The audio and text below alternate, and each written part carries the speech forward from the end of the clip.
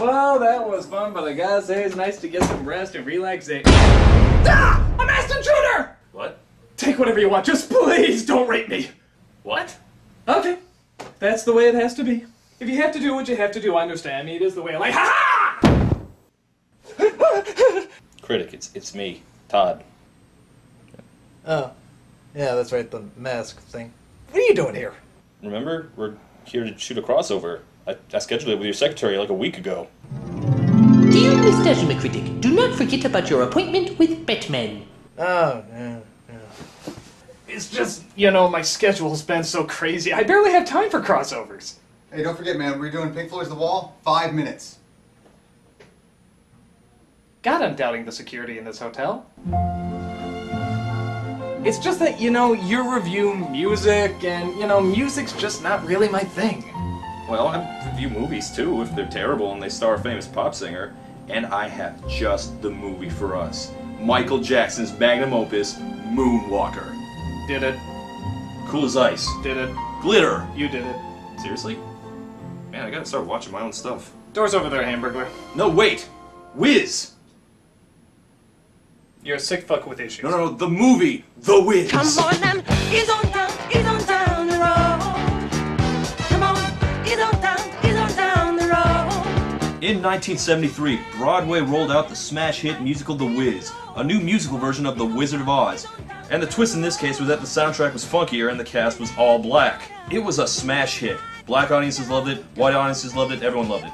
5 years later, Motown Records got a hold of the film rights and cast the two biggest singers on its roster, the legendary Diana Ross and the quickly becoming legendary Michael Jackson. Not only that, they loaded it up with all the greatest black performers they could find. Lena Horne, Richard Pryor, that guy from The Match Game, and that goes for the talent behind the camera too.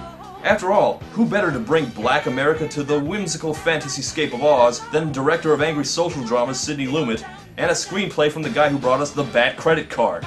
Oh god, Schumacher, seriously? What, does he put bat nipples on the Tin Man? Well, come on, it's a great play, it's a great iconic story, who could screw that up? Schumacher can find a way, everything he touches turns to dick.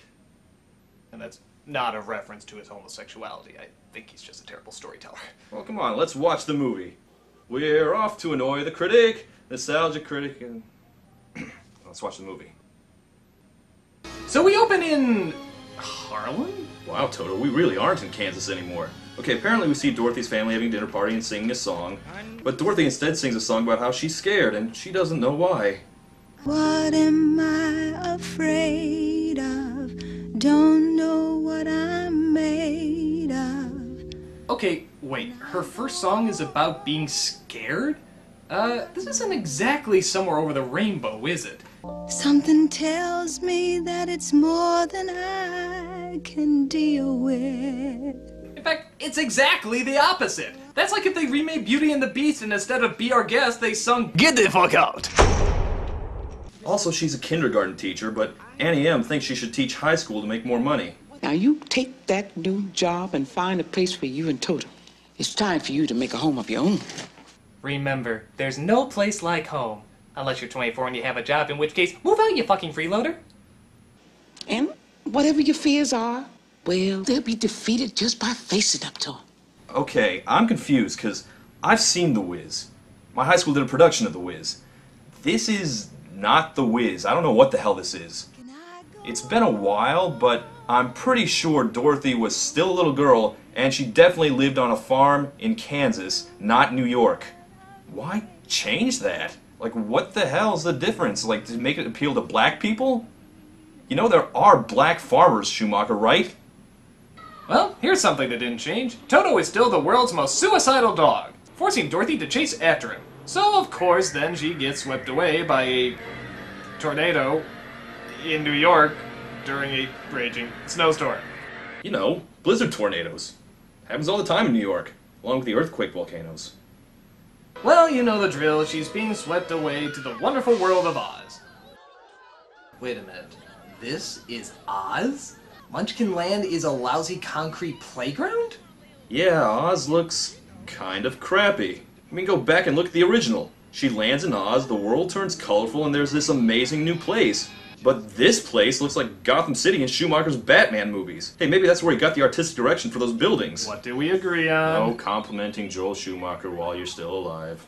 And here we have this movie's version of the Munchkins, apparently played by the cast of What's Happening. They were turned into graffiti, but were saved when Dorothy recklessly manslaughtered the evil witch that cursed them. So, if you know the original, the plot of this one shouldn't be a surprise. They tell her that she needs to go find the yellow brick road and find the Wiz. Not the wizard, just the Wiz. So I figured the odds are only the Wiz could cipher how to get you back to which that place was. The Wiz? What's a whiz? Well, I don't want to get too dirty, but there's a reason the yellow brick road is yellow. Don't whiz on the electric fence. They sing a song about how great the Wiz is, but, okay, is it just me, or does it sound like this song belongs in Sesame Street? He's the man, he's the only one who can give your wish right to you. He'll send you back through time by running magic through ya.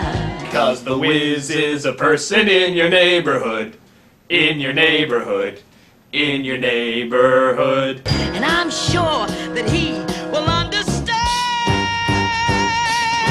He's a Wiz and You know, there's an urban legend that if you look closely in the background, you can actually see Motown's film division committing suicide. follow the yellow brick road. The yellow brick road? Yeah! The yellow brick road! Okay, so she knows what to do, and now it's time to get the story rolling. I'm acting just like a baby. Or stay in the exact same spot and sing some more. I'm not sure that I'm aware if I'm up or down. Not in a hurry to get home, huh? Just going to see the Wiz when you're up and ready for it. Again, not a slam against his homosexuality. I'm so amazed at the things that I see here. Don't want to be afraid. I just don't want to be here. Okay, I am really not feeling Diana Ross as Dorothy here. How did they take one of the most glamorous and beautiful women of the 70s and make her look that busted? I guess it doesn't help that she's constantly whimpering and simpering like that. I mean, look at her. It'd be one thing if she were a little girl like she was supposed to be, but she's not. She's clearly a woman in her mid-30s. I wanna go home, I wanna go home. God damn, you're a grown-ass human being. Man the fuck up. Or woman the fuck up. Grow some balls. Or parade your vagina. Put some hair on your chest. Or shave your tits. Also, she can't catch a cab. Social commentary, everyone.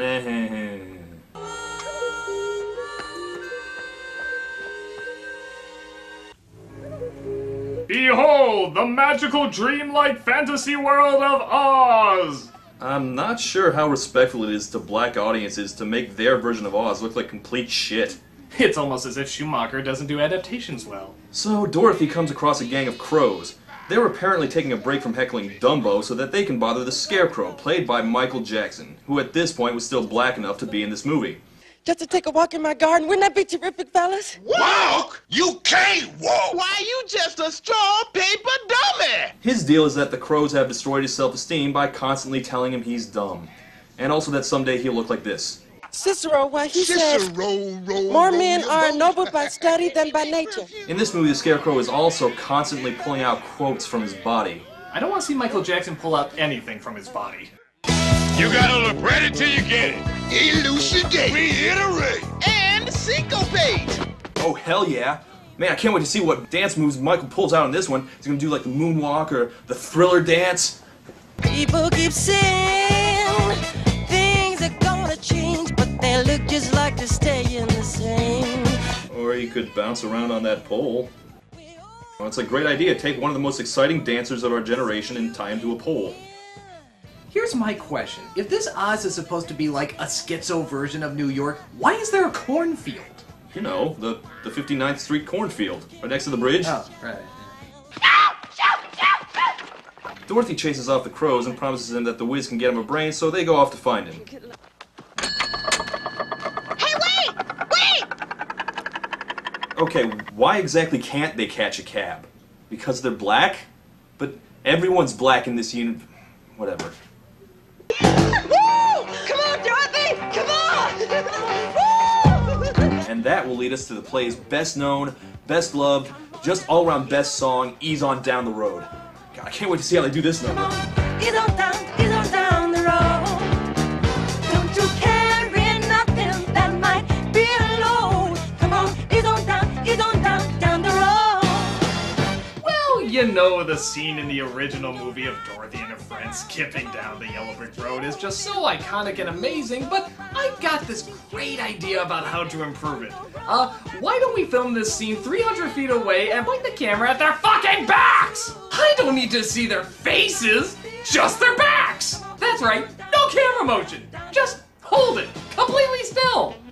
In fact, what are we doing so close to this camera? Why don't we just move to that far corner? Now, this is how you do a review. You know what, actually? Let's see if we can get it even further away. Further.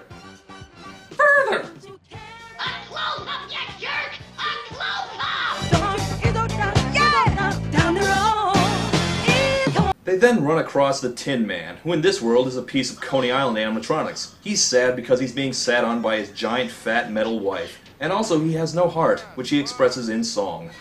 What would I do if I could suddenly feel and to know once again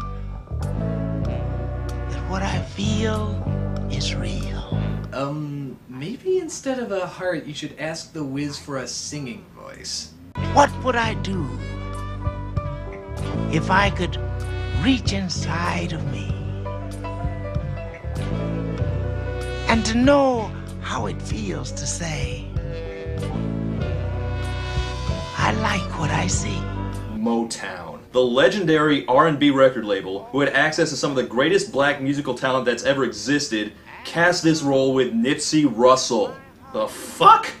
Once the fastest metal mouth on the Midway. Frozen. Today, a seat cushion for teeny, teeny, teeny, teeny, teeny, teeny, teeny, teeny.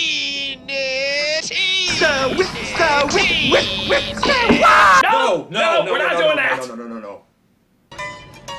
Slide some oil to me. What, he gets another song? Yeah, Michael Jackson, the king of pop, gets one solo performance, but Nipsey Russell gets 2 in a row. This is intolerable! So then they travel to out front of the Oz New York Library, where... Say what you wanna, but I'm here to stay. Christ, another song already? Well, then again, I guess it has been under a minute. Or I just might knock you down. Line on me, no line. So, is the Cowardly Lion supposed to be like a pimp? He's got the pimp boots and the fur coat. I really don't think that's where they're going with that, Todd. Now shut up before you get us in trouble. Okay, even quivering lower lip Dorothy figures out that the lion's a wuss, so they add the lion to the group, and they ease on down the road, all the way down into the subway. But unfortunately, a creepy peddler decides to attack them.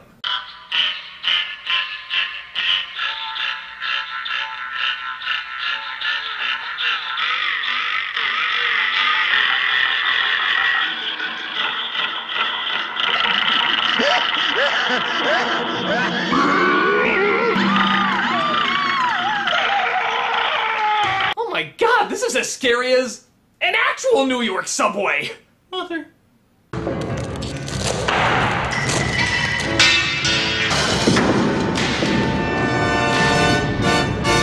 You know, I can't tell if this scene is really creative or especially lazy. I mean, it's kind of neat that parts of the subway come to life, but then again, it's just parts of the subway coming to life! You just put teeth on garbage cans! What's next? A drawer that eats people?